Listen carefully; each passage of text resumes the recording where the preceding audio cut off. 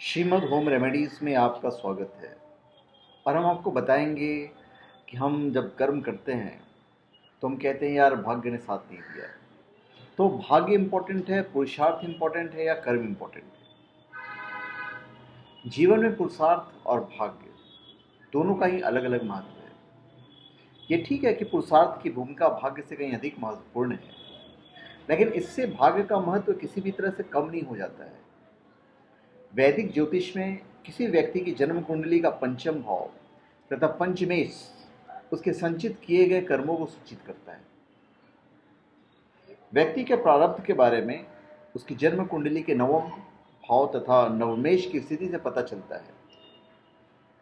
कर्म विभाजन और उनका आधार अक्सर हम लोग सुनते आए हैं कि हमारे पिछले जन्मों का फल हमें इस जन्म में मिल रहा है और इस जन्म के किए गए कर्मों का फल अगले जन्म में प्राप्त होगा, या फिर ये कलयुग में इस जन्म के फलों का भुगतान हमें इसी जन्म में प्राप्त होता है।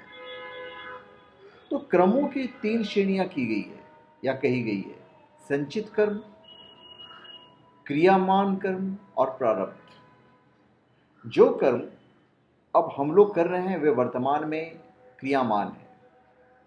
जो बिना फलित हुए अर्थात जिनका अभी हमें कोई फल प्राप्त नहीं हुआ है वो है हमारे संचित कर्म।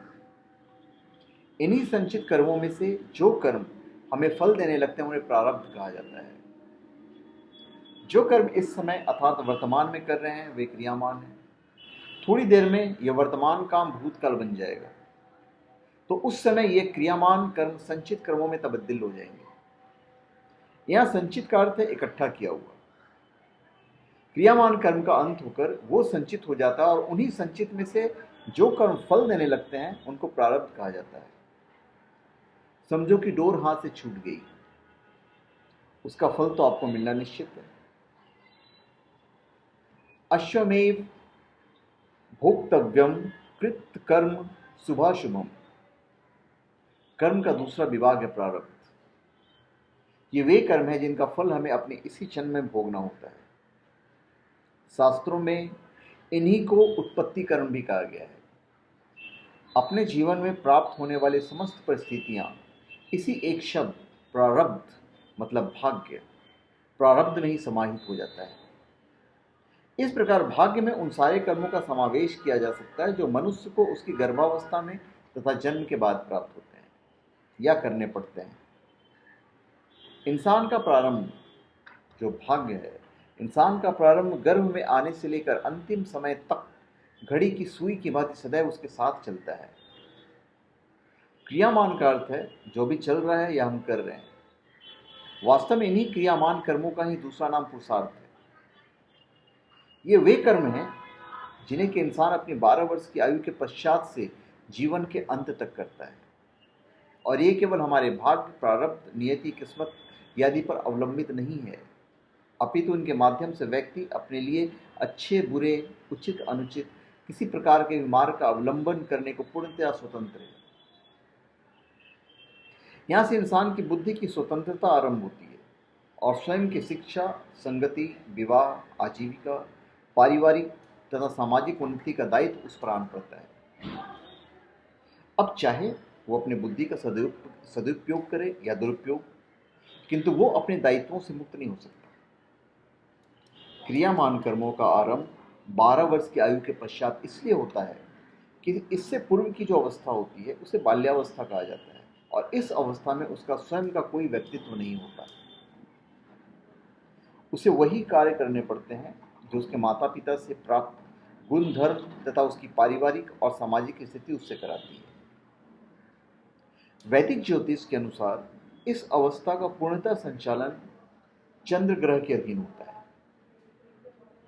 इसलिए 12 वर्ष की आयु तक के बालक के बारे में फल कथन लग्न कुंडली की अपेक्षा चंद्र कुंडली से किया जाता है। गीता के दूसरे अध्याय के 47वें श्लोक में श्री कृष्ण कहते हैं कि हे मनुष्य, तेरा केवल कर्म करने पर ही अधिकार है। कर्मों के फलों में तेरा कोई हस्तक्षेप नहीं है। हो यही सोई जो राम रखी राचा, को करी तरक बड़ा वही साका। रामचरितमानस में तुलसीदास भी कहते हैं कि होता तो वही है जो राम अर्थात ईश्वर ने निर्धारित कर दिया है, इसलिए हमें व्यर्थ का तर्क नहीं करना चाहिए। इसी परिप्रेक्ष्य में यदि हम बात करें तो रामचरितमानस में तुलसीदास जी ने कहा है कि कर्म की भी जीवन में उतनी ही उपादेयता है जितनी भाग्य का।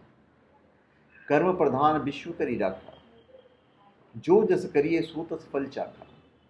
जो जैसा कर्म करेगा उसे वैसा ही फल प्राप्त होगा।